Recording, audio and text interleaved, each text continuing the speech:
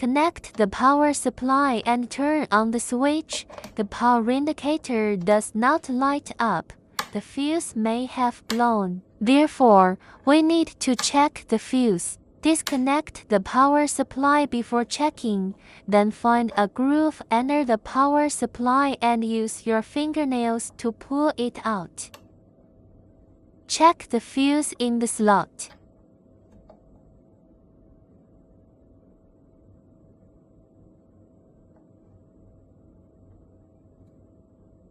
Check and find that the fuse in the slot has burned out. But don't worry, we have replacement fuses ready. You can push it out with another fuse.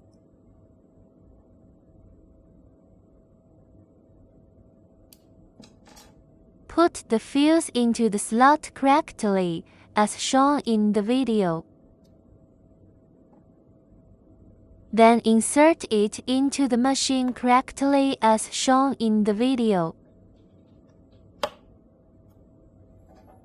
Finally, reconnect the power supply, turn on the switch, and find that the power indicator light is on. The fuse replacement is complete.